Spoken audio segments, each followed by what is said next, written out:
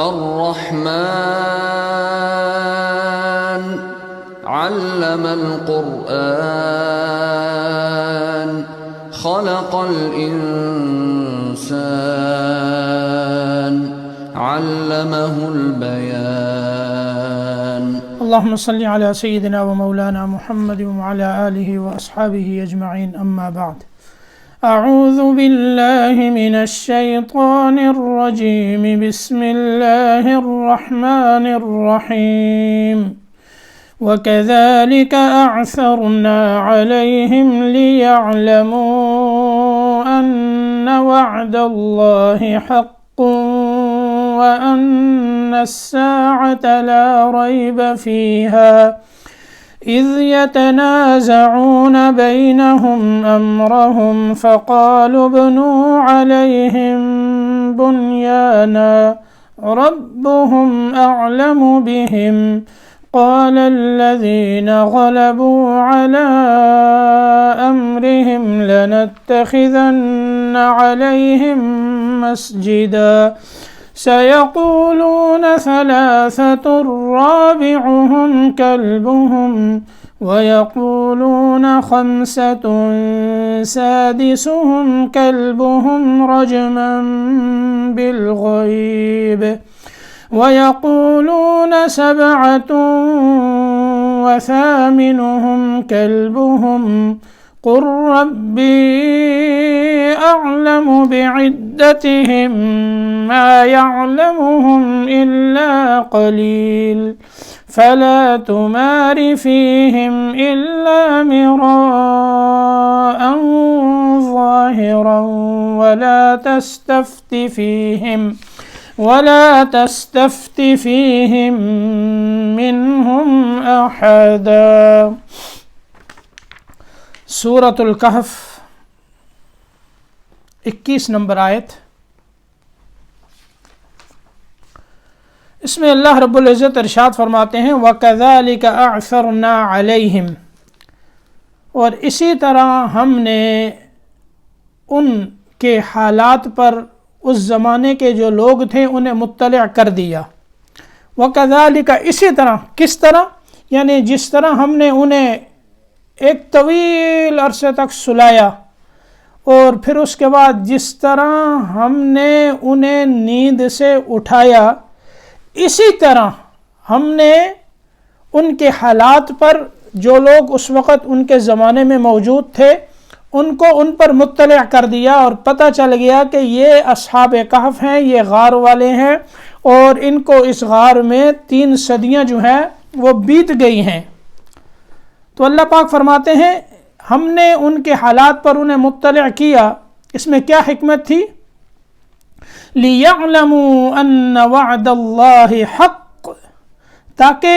وہ یقین کر لیں کہ اللہ کا وعدہ سچا ہے. اب جو اہل ایمان ہیں ان کا یقین وہ تو اور زیادہ بڑھ جائے گا، اور اسی طرح جو اہل ایمان نہیں تو ان کی حالت کو دیکھ کر انہیں اللہ کی قدرت کا اندازہ ہوگا اور آخرت پر انہیں یقین ہوگا کہ وہ اللہ کے جس نے انہیں اتنے لمبے عرصے تک سلائے رکھا، پھر ان کے اندر کوئی کمزوری نہیں آئی، اسی طرح قوی ہیں، تندرست ہیں،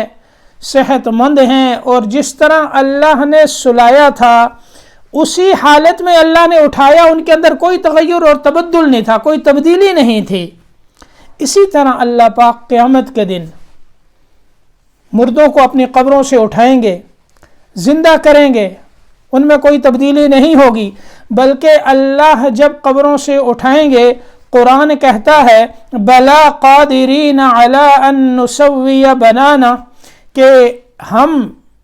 ان کو اس حالت میں اٹھائیں گے کہ ان کے جو پورم ہیں، ان کے اندر جو خطوط، جو لکیریں ہیں، یہ جو دنیا میں ہم نے دیے تھے قیامت کے دن جب اٹھائیں گے تو ان کے ان لکیروں میں بھی فرق نہیں ہوگا، انہی لکیروں کے ساتھ اٹھائیں گے جیسے یہاں فنگر ہوتا ہے. تو اللہ کی قدرت ہے، تو تاکہ وہ یہ یقین کر لیں کہ اللہ کا وعدہ سچا ہے کہ 3 صدیاں اللہ نے انہیں سلایا، پھر بغیر غذا کے اللہ نے انہیں رکھا، اور پھر ان کے اندر کوئی کمزوری نہیں آئی، ان کی قوت میں کوئی فرق نہیں آیا، اور جس جوانی کے ساتھ یہ سوئے تھے اسی جوانی کے ساتھ اللہ نے انہیں دوبارہ اٹھایا ہے۔ وَأَنَّ السَّاعَةَ لَا رَيْبَ فِيهَا، اور یہ یقین کر لیں کہ قیامت میں کوئی شک نہیں، یعنی قیامت آئے گی، اللہ اسی طرح مردوں کو اٹھائے گا۔ یہ ایک نظیر اور مثال اللہ نے ان کو پیش کیا، یعنی اصحاب کہف کو ان کے سامنے ایک مثال بنا کر اللہ نے پیش کیا۔ اور یہ جانتے ہیں کہ پچھلے دروس میں آپ نے سنا کہ بادشاہ جو دقیانوس تھا وہ بڑا ظالم اور جابر تھا، اس نے بت پرستی پر انہیں مجبور کیا، یہ ایمان بچا کر غار میں آ گئے اور اللہ نے ان پر نیند کو مسلط کر دیا۔ پھر 309 سال کے بعد اللہ نے انہیں دوبارہ اٹھایا، تو اس وقت بیدوسیس جو بادشاہ تھا وہ مسلمان تھا، اور اس کا دور حکومت تھا، اور اس کی سلطنت میں تقریباً اکثر جو ہے وہ مسلمان تھے، لیکن پھر اسی کی سلطنت میں کافر لوگ ہونا بھی شروع ہو گئے اور ان کی تعداد بڑھنے لگی۔ تو بادشاہ جو بیدوسیس ایمان والا تھا اس کو فکر ہوئی، وہ اللہ کے سامنے رویا، اس نے آہوزاری کی، گڑ گڑا کر اللہ سے دعا مانگتا رہا کہ یا اللہ ان کے سامنے کوئی ایسی نشانی ظاہر کر دے اپنی قدرت کی کہ انہیں آخرت پر یقین آ جائے۔ تو اللہ نے اس وقت اصحاب کہف کو نیند سے بیدار کیا اور اپنی قدرت کی یہ نشانی دکھائی۔ اس لیے اللہ فرماتے ہیں تاکہ وہ یقین کر لیں کہ اللہ کا وعدہ سچا ہے اور قیامت کے آنے میں کوئی شک نہیں۔ اس سے پچھلی آیت میں آپ نے یہ سنا تھا کہ جب اصحاب کہف، اللہ پاک فرماتے ہیں وَكَذَلِكَ بَعَثْنَاهُمْ، اسی طرح ہم نے انہیں اٹھایا، یعنی جس طرح ہم نے انہیں اتنی لمبی نیند سلایا، حفاظت کی، پھر اس کے بعد ہم نے اپنی قدرت سے اٹھایا۔ انہوں نے آپس میں گفتگو کی اور کہنے لگے کہ تم جو ہے اس غار میں کتنی دیر رہے ہو؟ انہوں نے ان میں سے ایک نے کہا کہ 1 دن رہے ہوں گے، یا پھر دن کا بھی کچھ حصہ ابھی باقی ہے، کیونکہ غروب کے وقت ابھی سورج غروب نہیں ہوا تھا کہ ان کی آنکھ کھلی، اور جب غار میں آئے تھے تو صبح کا وقت تھا۔ تو انہوں نے کہا کہ ابھی تو دن بھی پورا نہیں ہوا، لیکن پھر جب اپنی حالت کو دیکھا کہ ناخن اور بال یہ بڑے ہوئے ہیں، تو پھر انہوں نے کہا کہ اللہ جانتے ہیں کہ اللہ نے ہمیں کتنی مدت یہاں سلائے رکھا۔ تو انہوں نے کہا کہ اپنے میں سے کسی ایک آدمی کو یہ پیسے دو اور بازار میں بھیجو تاکہ وہ کھانا لے آئے اور کچھ زیادہ لے آئے۔ پھر تملیخہ نامی جو شخص تھا جس کو انہوں نے پیسے دیے، بازار بھیجا، پھر اس سکے کی وجہ سے لوگوں نے اس کو پکڑ لیا اور پھر بادشاہ کے سامنے پیش ہوا، اس نے اپنے حالات بتائے۔ تو بادشاہ جو ہے اس کے ساتھ پھر غار میں آیا اور اس نے بتایا کہ میرے اور بھی ساتھی ہیں۔ تو اس وقت اصحاب کہف سے جب بادشاہ نے ملاقات کی، انہوں نے اس کو وعظ و نصیحت بھی کی اور اس کو دعائیں بھی دی، اس کی حکومت کو اس کے لیے حفاظت کی دعائیں کی، اور پھر ان سے رخصت چاہی اور اپنی جگہ پر واپس چلے گئے۔ وہاں لیٹے تو اللہ نے ان سب کو دوبارہ موت دے دی اور پھر ان کے اوپر موت آ گئی۔ تو اللہ پاک فرماتے ہیں اسی طرح ہم نے ان کے حالات پر انہیں مطلع کیا کہ لوگ وہ بازار گیا، پھر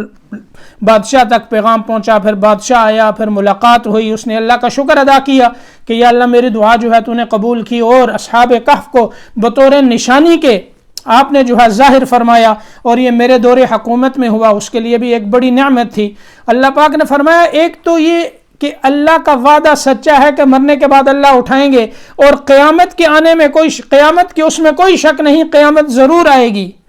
اذ یتنازعون بینہم امرہم، اب جب ان کی وفات ہو گئی تو اس کے بعد انہوں نے آپس میں یہ گفتگو کی کہ ان کی اس غار کے پاس، ان کے ایک تو یا تو اس غار کا منہ بند کر دیا جائے تاکہ ان کی لاشیں محفوظ رہیں، اور اس کے پاس جو ہے کوئی عمارت بنا دی جائے۔ اذ یتنازعون بینہم امرہم فقالوا بنوا علیہم بنیانا، وہ وقت بھی قابل ذکر ہے کہ جب کہ اس زمانے کے لوگ ان کے معاملے میں باہم جھگڑ رہے تھے۔ اذ یتنازعون بینہم امرہم، کہ ان کے معاملے میں آپس میں وہ جھگڑ رہے تھے۔ فقالوا بنوا علیہم بنیانا، تو انہوں نے کہا کہ ان کے پاس کوئی بنیاد، کوئی عمارت بنا دو۔ ربهم اعلم بهم، ان کا رب انہیں خوب جانتا ہے۔ قال الذين غلبوا على امرهم لنتخذن عليهم مسجدا، تو جو لوگ اپنے معاملے میں اپنے کام میں غالب تھے انہوں نے کہا کہ ہم یہاں ان کے پاس مسجد بنائیں گے۔ اب یہاں اللہ پاک فرماتے ہیں اذ یتنازعون بینہم امرہم، جب کہ انہوں نے آپس میں نزاع کیا، جھگڑا کیا، آپس میں اختلاف ہوا، کیونکہ ظاہر ہے اصحاب کہف ان کی عظمت تو سب کے دلوں میں آ چکی تھی، اور اس وقت بھی کچھ ایسے لوگ موجود تھے جو بت پرست تھے، لیکن اکثر جو ہے وہ مسلمان تھے اور موحد تھے۔ تو ان کی آپس میں گفتگو ہوئی کہ ان کے پاس کوئی عمارت بنا دیں جو بطور نشانی کے باقی رہے۔ اس میں اختلاف ہوا کہ کیا بنانا چاہیے، وہ عمارت کون سی ہو۔ تو کچھ لوگوں نے یہ کہا کہ رفاہ عامہ کی کوئی بنیاد یہاں رکھ دی جائے، کوئی عمارت بنا دی جائے، لیکن کیونکہ غلبہ جو ہے وہ مسلمانوں کا تھا اور بادشاہ بھی مسلمان تھا، تو اس نے کہا کہ نہیں، ہم یہاں مسجد بنائیں گے، تاکہ مسجد کو دیکھ کر لوگوں کے عقیدے میں فرق نہ آئے، وہ یہ سمجھ لیں کہ اصحاب کہف یہ خود عبادت گزار اللہ کے برگزیدہ بندے تھے، یہ کوئی معبود نہ تھے، ایسا نہ ہو کہ کل آ کر ان کی کوئی عبادت کرنے لگے۔ اس لیے مسجد یہاں بنائیں گے تاکہ انہیں پتہ چلے یہ اللہ کے برگزیدہ اور عبادت گزار بندے تھے۔ تو اس کو قرآن بیان کرتا ہے اذ یتنازعون بینہم امرہم فقالوا بنوا علیہم بنیانا، انہوں نے کہا یہاں ایک بنیاد اور عمارت جو ہے وہ بنوا دو۔ پھر ان کا آپس میں اختلاف ہوا کہ کیا ہو، تو اس وقت جو ہے ان کی رائے مختلف ہوئی۔ اللہ پاک فرماتے ہیں ربہم اعلم بہم، ان کی اس مختلف جو گفتگو تھی جس میں اختلاف ہوا ہے، ان کا رب انہیں اس وقت خوب جانتا تھا۔ ایک تو یہ ہے، دوسرا ربہم اعلم بہم، اس میں علماء مفسرین یہ بھی فرماتے ہیں کہ یہ جو کلام ہے ربہم اعلم بہم، یہ انہی لوگوں کا کلام ہے جنہوں نے آپس میں گفتگو کی تھی، کیونکہ ظاہر ہے جب عمارت بنتی ہے تو عمارت کس کی طرف منسوب ہو، پھر ان کے نام کیا ہیں، ان کا نسب کیا ہے، اصحاب کہف کون ہے، ان کا نام کیا ہے، ان کا نسب کیا ہے، تاکہ ان کے نام جو ہے وہ کسی تختی پر لکھ کر یہاں وہ تختی لگا دی جائے۔ اب انہوں نے آپس میں گفتگو کی کہ ان کا نام کیا ہے، پھر ان کا والد، پھر ان کا نسب، جب کسی نتیجے پر نہ پہنچے تو انہوں نے کہا ربہم اعلم بہم، ان کا رب ہی ان کے حالات کو وہ بہتر جانتا ہے، یہ کون ہے۔ تو یہ قول ان کا بھی ہے جنہوں نے آپس میں گفتگو کی اور آپس میں جو ہے وہ نزاع ہوا، اختلاف ہوا گفتگو کے اندر۔ اور اس میں دوسرا احتمال یہ ہے کہ یہ خود اللہ تعالیٰ نے فرمایا ربہم اعلم بہم، یعنی جب وہ اختلاف کر رہے تھے اپنی گفتگو میں تو ان کا رب انہیں خوب جانتا تھا۔ قال الذین غلبوا علی امرہم لنتخذن علیہم مسجدا، تو جو لوگ اپنے کام میں غالب تھے انہوں نے کہا کہ ہم جو ہے ان کے پاس مسجد بنائیں گے۔ سیقولون ثلاثۃ رابعہم کلبہم، اب یہاں اللہ پاک فرماتے ہیں جب آپ ان کے سامنے اصحاب کہف کا قصہ بیان کریں گے تو پھر یہ آپس میں یہ اختلاف کریں گے کہ ان کی تعداد کتنی تھی۔ اب یہاں دیکھیں قرآن کیا کہتا ہے، سَيَقُولُونَ ثَلَاثَةٌ رَابِعُهُمْ كَلْبُهُمْ، بعض لوگ یہ کہیں گے کہ وہ 3 ہیں، رابعہم کلبہم، چوتھا ان کا کتا ہے، وَيَقُولُونَ خَمْسَةٌ سَادِسُهُمْ كَلْبُهُمْ، اور بعض لوگ کہیں گے کہ 5 ہیں، چھٹا ان کا کتا ہے، رجمم بالغیب، بغیر تحقیق کے یہ بات ہانک رہے ہیں، رجمم بالغیب یعنی پتھر مارنا، تیر چلانا، بالغیب اندیکھے یعنی اندھیرے میں تیر چلا رہے ہیں، یعنی بغیر تحقیق کے بات ہانک رہے ہیں۔ وَيَقُولُونَ سَبْعَةٌ وَثَامِنُهُمْ كَلْبُهُمْ، اور بعض یہ کہیں گے کہ 7 ہیں اور 8واں ان کا کتا ہے۔ قُلْ رَبِّي أَعْلَمُ بِعِدَّتِهِمْ، آپ فرما دیجئے میرا رب خوب جانتا ہے کہ ان کی تعداد کتنی ہے، ما يعلمهم الا قلیل، سوائے تھوڑے لوگوں کو ان کی تعداد کوئی نہیں جانتا۔ فلا تمار فیہم الا مراء ظاہرا، تو آپ سرسری یعنی اس معاملے میں سوائے سرسری بحث کے زیادہ بحث نہ کیجئے، یعنی ان کے اصحاب کہف کے اس معاملے میں کوئی زیادہ بحث بحث و مباحثہ ان کے ساتھ نہ کریں، اور جو چیز اللہ نے بتا دی وہی حق ہے، اس لیے اسی پر اکتفا کریں۔ وَلَا تَسْتَفْتِ فِيهِم مِّنْهُمْ أَحَدًا، اور ان میں سے ان کے بارے میں یعنی اصحاب کہف کے بارے میں کسی سے مت پوچھیں۔ اب یہاں اللہ پاک فرماتے ہیں سَيَقُولُونَ ثَلَاثَةٌ رَابِعُهُمْ، یہ نجران کے کچھ عیسائی تھے۔ اب انہوں نے اختلاف کیا، ان کے 3 فرقے تھے، ایک ملکانیہ، ایک یعقوبیہ اور ایک نستوریہ۔ جو ملکانیہ فرقہ تھا اس نے کہا کہ ان کی تعداد 3 ہے، انہوں نے گویا کہ مناظرہ کیا نبی پاک صلی اللہ علیہ وسلم کے ساتھ، تو انہوں نے کہا وہ 3 تھے اور چوتھا کتا تھا ان کا۔ اور جو دوسرا فرقہ تھا یعقوبیہ، اس نے کہا کہ یہ 5 تھے، چھٹا ان کا کتا تھا۔ اور جو تیسرا فرقہ نستوریہ تھا، انہوں نے کہا کہ ان کی تعداد 7 تھی اور 8واں جو ہے ان کا کتا تھا۔ اور بعضوں نے کہا یہ جو ہے وہ یقولون 7 وثامنهم کلبهم، یہ مسلمانوں کا قول ہے کہ وہ 7 ہیں اور 8واں ان کا کتا ہے۔ تو یہاں دیکھیں ان کی تعداد پھر کتنی متعین ہو گئی، قرآن پاک نے اشارہ دیا آپ صلی اللہ علیہ وسلم کی خبر سے۔ اب یہ جو اشارہ ملتا ہے، ان کے اشارے سے یہ بات معلوم ہوتی ہے کہ ان کی تعداد 7 تھی۔ وَيَقُولُونَ 7 وَثَامِنُهُمْ كَلْبُهُمْ، کہ ان کی تعداد 7 تھی۔ اس کی وجہ کیا ہے؟ دیکھیں پہلے اللہ پاک نے کیا فرمایا، سَيَقُولُونَ 3 رَابِعُهُمْ كَلْبُهُمْ، 3 ہیں چوتھا ان کا کتا۔ وَيَقُولُونَ یعنی بعضوں کا یہ قول ہے، اور بعضوں کا یہ قول ہے 5 سادسهم كَلْبُهُمْ، 5 ہے چھٹا ان کا کتا ہے۔ آگے اللہ کیا فرماتے ہیں، رجمًا بالغیب، بغیر تحقیق کے یہ بات کر رہے ہیں۔ اب ان 2 قولوں کے ساتھ اللہ نے کیا فرمایا، رجمًا بالغیب، کہ یہ جو ہے بغیر تحقیق کے باتوں کو ہانکتے جا رہے ہیں۔ لیکن اس کے بعد جو فرمایا وَيَقُولُونَ 7 وَثَامِنُهُمْ كَلْبُهُمْ وَيَقُولُونَ 7، اب اس کے بعد آگے اس کی تردید نہیں کی بغیر تحقیق کے، تو اس اشارے سے یہ بات ملتی ہے کہ ان کی تعداد 7 ہے اور 8واں کتا ہے، لیکن اصل حقیقت اللہ جانتے ہیں۔ کیوں پہلے 2 قولوں کے ساتھ آیا رجمًا بالغیب، اور پھر آخری قول کے ساتھ کیا آیا ہے، رجمًا بالغیب نہیں آیا۔ وَيَقُولُونَ 7 وَثَامِنُهُمْ كَلْبُهُمْ، تو وہ کہتے ہیں کہ 7 ہیں اور 8واں ان کا کتا ہے، تو اس سے اشارہ ملتا ہے کہ ان کی تعداد 7 ہے اور 8واں جو ہے ان کا کتا ہے۔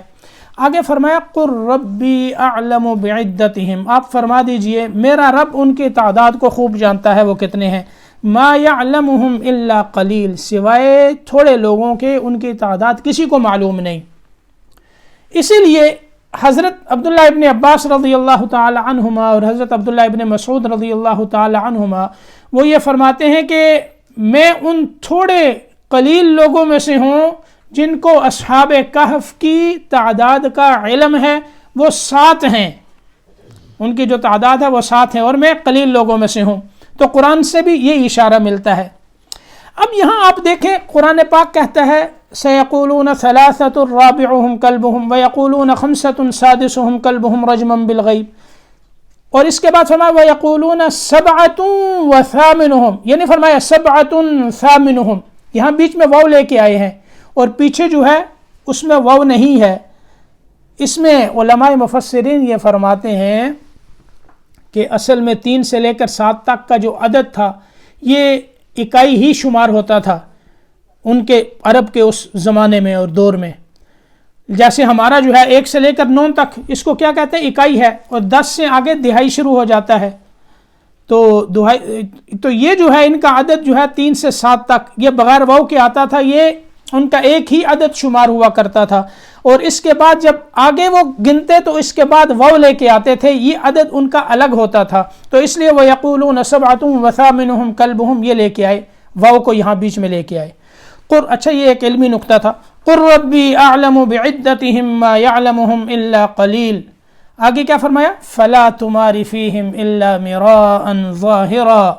وَلَا تَسْتَفْتِ فِيهِمْ مِنْهُمْ أَحَدًا، آپ ان سے سوائے سرسری بحث کے زیادہ بحث مت کریں۔ تو یہاں جو ہے ایک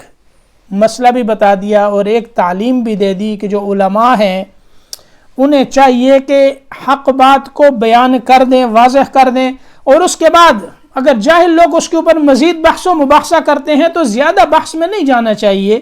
یعنی کہ اپنی بات کو ثابت کرنے اور ان کی تردید کے لیے اس میں بہت زیادہ زور لگائیں، بس حق بات بتا دی، واضح ہو گئی، بس زیادہ بحث نہ ایسے لوگوں سے نہیں کرنی چاہیے۔ وَإِذَا خَاطَبَهُمُ الْجَاهِلُونَ قَالُوا سَلَامًا، جب وہ نادانوں سے ملتے ہیں تو یہ کہتے ہیں بھائی تم پر سلامتی ہو، یعنی جھگڑا نہیں کرتے اور آپس میں بحث و مباحثے نہیں کرتے۔ وَلَا تَسْتَفْتِ فِيهِم مِّنْهُمْ أَحَدًا، اور اصحاب کہف کے بارے میں ان میں سے کسی سے بھی آپ مت پوچھئے، بس جو اللہ نے بتا دیا وہ کافی ہے، اور اسی طرح ان سے سوال نہ کریں۔ ایک سوال تو ہوتا ہے تحقیق کے لیے، اور ایک سوال یہ ہوتا ہے کہ جب اللہ نے وحی کے ذریعے سے آپ کو سب کچھ بتا دیا اور آپ کے علم میں جب آ گیا تو اس کے بعد آپ ان سے سوال کریں اور اس کا وہ جواب نہ دے سکیں تو یہ بھی ان کے لیے ذلت اور ندامت اور شرمندگی ہے۔ اور نبوت تو اعلیٰ اخلاق والے ہوتے ہیں، وہ ایسے سوالات نہیں کرتے جن کے اندر دوسروں کی جو ہے وہ ندامت اور شرمندگی کا اظہار ہوتا ہو، تو اس لیے اللہ نے منع فرمایا۔ اچھا آگے دیکھیں، وَلَا تَقُولَنَّ لِشَيْءٍ إِنِّي فَاعِلٌ ذَلِكَ غَدًا إِلَّا أَن يَشَاءَ اللَّهُ، اور آپ جو ہے کسی کام کے نسبت یوں نہ کہا کیجئے کہ یہ میں کل کروں گا، مگر اللہ کی مشیت کو ساتھ ملا لیا کیجئے۔ وَاذْكُرْ رَبَّكَ إِذَا نَسِيتَ، جب آپ بھول جائیں تو اس وقت اپنے رب کو یاد کر لیا کیجئے، یعنی انشاءاللہ کہہ دیا کیجئے۔ وَقُلْ عَسَىٰ أَن يَهْدِيَنِ رَبِّي لِأَقْرَبَ مِنْ هَذَا رَشَدًا، آپ کہہ دیجئے کہ مجھ کو امید ہے کہ میرا رب مجھے اس قصہ سے، یعنی یہ جو اصحاب کہف کا قصہ ہے، اس سے بھی نزدیک تر بات بتلا دے گا۔ کیا مطلب؟ یہاں پہلے تو یہ سمجھیں وَلَا تَقُولَنَّ لِشَيْءٍ إِنِّي فَاعِلٌ، جیسے قریش نے یہودیوں کے پاس آپ نے جو ہے وہ کچھ آدمی بھیجے، ان سے پھر یعنی جب آپ صلی اللہ علیہ وسلم کی نبوت کا بول بالا ہوا اور مکہ کے اندر، تو انہوں نے کہا کہ اہل کتاب سے تحقیق کر کے یہ نبوت کا دعویٰ کرتے ہیں، یہ سچی ہیں اپنے دعوے میں یا نہیں؟ تو یہودیوں نے کہا تھا 3 سوال کرو، روح کے بارے میں وہ کیا ہے، اور وہ شخص جس نے مشرق اور مغرب کا سفر کیا ذوالقرنین، اور یہ چند نوجوان جو غار میں چھپ گئے تھے اصحاب کہف، ان کا کیا قصہ ہے؟ تو آپ صلی اللہ علیہ وسلم نے فرمایا تھا کہ میں اس کا جواب تمہیں کل دوں گا، لیکن انشاءاللہ کہنا آپ اس وقت بھول گئے۔ تو 15 دن تک جو ہے وحی نازل نہیں ہوئی، پھر اللہ پاک بیچ میں یہ آیات لے کے آئے، وَلَا تَقُولَنَّ لِشَيْءٍ إِنِّي فَاعِلٌ ذَلِكَ غَدًا إِلَّا أَن يَشَاءَ اللَّهُ، یعنی کسی کام کی نسبت آپ یہ نہ کہیں کہ یہ میں کل کروں گا، مگر کیا کہہ دیا کرے ساتھ؟ انشاءاللہ، اللہ کا ارادہ اور مشیت ہو تو یہ کام ہوگا، اگر اللہ کا ارادہ نہ ہوا اور مشیت نہ ہوئی تو یہ کام نہیں ہوگا۔ اس لیے انسان جب بھی کوئی کام کرے آئندہ تو اس کو کیا کہنا چاہیے؟ مثال کے طور پر اگلی گھڑی میں، گھنٹے کے بعد، اگلے دن، اگلے ہفتے یا اگلے مہینے کوئی یہ کہتا ہے میں کروں گا، ساتھ کیا ہے؟ انشاءاللہ، یعنی یہ تمہارا یہ کام کر دوں گا انشاءاللہ، یا میں تمہارے پاس آ جاؤں گا انشاءاللہ، میں جو ہے وہاں پہنچ جاؤں گا انشاءاللہ۔ اس طرح جو ہے اللہ کی مشیت کو ساتھ رکھیں، کیوں کیا پتا کہ اگلے لمحے ہمارے ساتھ کیا ہونے والا ہے، ہم انسان اس وقت زندہ بھی رہتا ہے یا نہیں رہتا، یعنی وہ یہ اسی طرح کہہ دے میں آؤں گا اور اس کے بعد زندگی ختم ہو جائے، موت آ جائے، تو کیا پتا ہے؟ تو آنے والے حالات اللہ جانتے ہیں، اس لیے ساتھ کیا کہنا چاہیے؟ انشاءاللہ۔ وَاذْكُرْ رَبَّكَ إِذَا نَسِيتَ، اور فرمایا جب بھول جائے تو اپنے رب کو یاد کر لیا کریں، یعنی اگر انشاءاللہ کہنا بھول گئے ہیں تو جب یاد آئی اس وقت کہہ دیں، اس وقت انشاءاللہ کہہ دیں۔ وَقُلْ عَسَىٰ رَبِّي أَن يَهْدِيَنِ رَبِّي لِأَقْرَبَ مِنْ هَذَا رَشَدًا۔ اب اس آیت میں فرمایا کہ آپ کہہ دیجئے کہ مجھ کو امید ہے کہ میرا رب مجھے اس قصہ میں جو تم نے پوچھا ہے اس سے بھی نزدیک تر بات بتلا دے، یعنی اس کا کیا مطلب ہے کہ میری نبوت کے اس بات کے لیے کہ تم یہ ثابت کرنا چاہتے ہو میں اللہ کا نبی ہوں، تو اس کے لیے تم نے یہ سوال کیے۔ ایک کیا سوال کیا؟ روح کیا ہے؟ وہ تو سورۃ بنی اسرائیل میں آ گیا، وَيَسْأَلُونَكَ عَنِ الرُّوحِ قُلِ الرُّوحُ مِنْ أَمْرِ رَبِّي، اور دوسرا اصحاب کہف اور ذوالقرنین جو بادشاہ ہیں ان کا قصہ۔ اب یہ قصہ جو تم کہتے ہو میری نبوت کو ثابت کرنے کے لیے تم اس کو پوچھنا چاہتے ہو، یہ میری نبوت کے اس بات کے لیے اتنی بڑی دلیل نہیں جتنی بڑی دلیل میری نبوت کے اس بات کے لیے میرے اللہ نے مجھے دی ہے، اور وہ ہے اللہ کا قرآن۔ قرآن پاک تو یہ سب سے بڑی دلیل ہے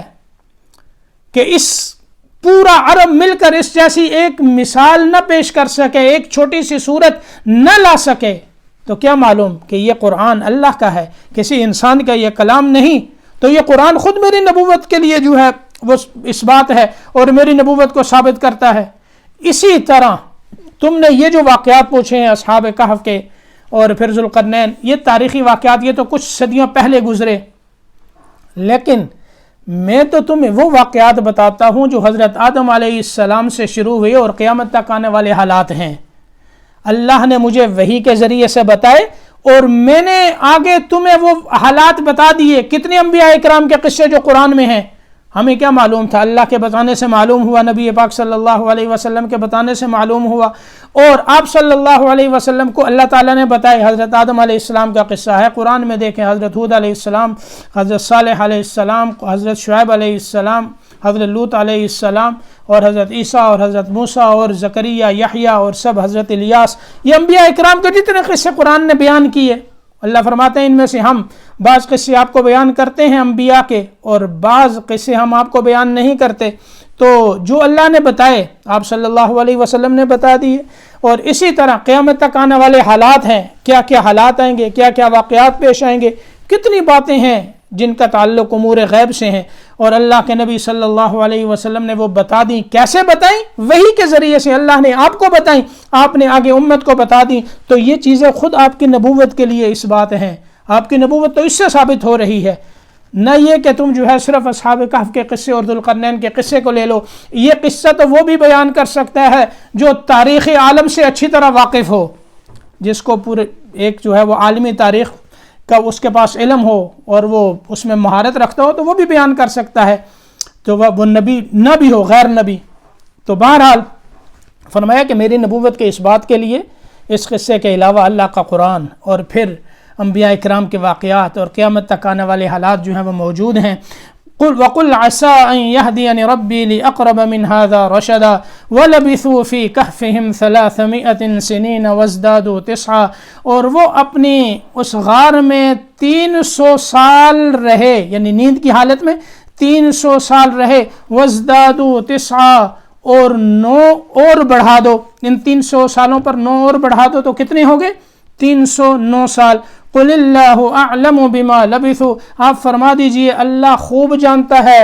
کتنے سال، کتنی مدت وہ رہے۔ لہو غیب السماوات والارض، آسمانوں اور زمین کی غیب کا علم جو ہے وہ صرف اللہ کے لیے خاص ہے۔ ابصر بہ واسمع، کیسا عجیب دیکھنے والا اور کیسا عجیب سننے والا ہے۔ ما لہم من دونہ من ولی، ان کے لیے اللہ کے علاوہ نہ تو کوئی مددگار ہے، ولا یشرک فی حکمہ احدا، اور نہ ہی اللہ اپنے حکم میں کسی کو شریک کرتا ہے۔ یہاں اللہ نے غار میں رہنے کی مدت بیان کی۔ اللہ فرماتے ہیں وَلَبِثُوا فِي كَهْفِهِمْ 300 سِنِينَ وَازْدَادُوا 9، وہ اپنی غار میں 300 سال رہے اور 9 سال اس کے اوپر اور بڑھا دو۔ یہ اللہ نے واضح کر دیا۔ اس کے بعد بھی اگر وہ اس مدت میں اختلاف کریں اور اس مدت کو جو اللہ نے بتائی ہے اس کو نہیں مانتے، پھر اختلاف کرتے ہیں، قُلِ اللَّهُ أَعْلَمُ بِمَا لَبِثُوا، آپ فرما دیں اللہ خوب جانتا ہے وہ کتنی مدت رہے۔ تو اللہ نے بتا دی۔ اب پیچھے جو ان کی تعداد کا معاملہ تھا، وہاں اللہ نے اپنے قرآن میں اتنی وضاحت کے ساتھ نہیں بیان کیا جتنی وضاحت اللہ نے غار میں رہنے کی مدت کو بیان کیا۔ کیوں؟ ان کی تعداد بیان کرنے میں کوئی خاص فائدہ نہیں ہے، اصل تو اللہ کی قدرت ہے، اور اس آیت میں اللہ اپنی قدرت کو بیان کرتے ہیں کہ اللہ نے 309 سال تک انہیں غار میں اس حالت میں رکھا کہ سوئے رہے پتہ ہی نہیں، پھر اللہ نے بغیر غذا کے قوت اور تندرستی کے ساتھ رکھا، اور پھر اللہ نے اٹھایا اور بالکل صحیح اور تندرست تھے۔ تو اسی طرح اللہ مردوں کو اٹھائیں گے۔ تو اللہ نے اس لیے یہاں فرمایا کہ 309 سال۔ اب یہاں یہ نہیں فرمایا کہ 309 سال ایک ساتھ، بلکہ فرمایا 300 سال اور 9 ان کے اوپر اور بڑھا دو۔ اس میں علماء فرماتے ہیں کہ یہود و نصارہ کے ہاں جو حساب چلتا تھا وہ شمسی چلتا تھا۔ شمسی حساب، جیسے ہم آج جنوری فروری مارچ یہ سال ہمارے ہیں، اور اسلام میں جو حساب ہے وہ قمری حساب ہے، چاند کے حساب سے۔ اب سورج بھی اللہ کا، چاند بھی اللہ کا، دونوں اللہ نے بنائے۔ یہ شمسی سال آپ اس میں داخل ہو گئے، اور ہماری زندگی کا ایک سال جو ہے وہ اور کم ہو گیا، تو انسان کو اللہ کی طرف رجوع کرنا چاہیے کہ ہمارے پچھلے سال کیا کیا اعمال تھے، جو جیسے پچھلا سال گزرا، اس سال میں اللہ نے جتنی مدت اور آئندہ سال میں اللہ نے کتنی ہماری زندگی رکھی ہے، تو اس زندگی کو ہم اللہ کے اطاعت اور فرمانبرداری میں گزاریں، اللہ کی نافرمانی میں ہماری زندگی کے لمحات صرف نہ ہوں، یہ عہد کر کر اس سال میں داخل ہوں۔ یہ نہیں کہ اللہ کی نافرمانیوں کے ساتھ اس سال کا آغاز ہو، آتش بازیوں کے ساتھ اس کا آغاز ہو، یہ نہیں ہے، اللہ کے شکر کے ساتھ، اللہ کے سامنے جھک کر سجدہ کرتے ہوئے جو ہے سال کا آغاز ہو۔ تو شمسی سال اور قمری دونوں اللہ نے بنائے۔ اب یہود و نصارہ کے ہاں شمسی سال کا حساب تھا اور اسلام میں قمری سال کا حساب ہے۔ اب شمسی سال کے حساب سے ان کی تعداد 300 سال بنتی ہے،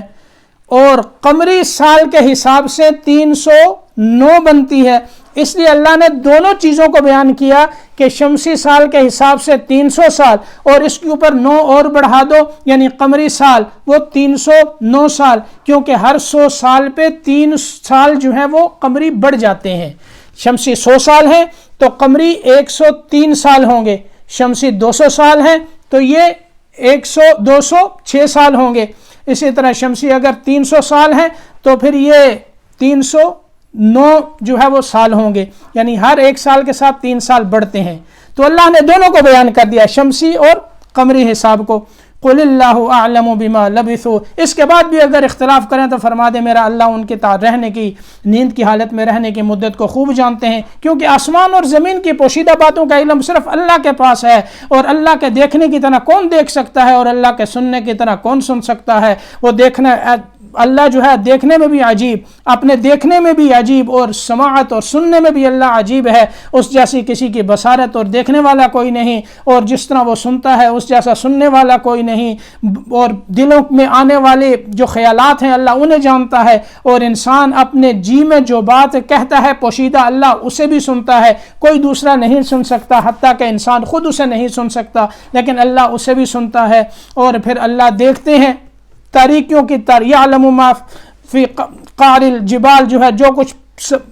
غاروں کی گہرائی میں ہے، سمندروں کی تہوں میں ہے، اندھیروں کی تاریکیوں میں ہے، اور پھر جہاں جہاں جو ذرہ چھپا ہوا ہے اللہ اسے بھی دیکھتے ہیں۔ تو اللہ فرماتے ہیں کیا خوب عجیب دیکھنے والا اور عجیب سننے والا ہے۔ اللہ کے علاوہ کوئی کسی کا، یعنی جس کا اللہ مددگار نہ ہو اس کی کوئی مدد کر سکتا ہے؟ اس کی کوئی مدد نہیں کر سکتا، مدد صرف اللہ ہی کی طرف سے ہے، اور اللہ اپنے کام میں اور حکم میں کسی کو شریک نہیں کرتا، وہ اللہ وحدہ لا شریک ہے۔ سارا نظام اس اللہ نے بنایا، وہ اپنے اس ذات میں، اپنے افعال میں،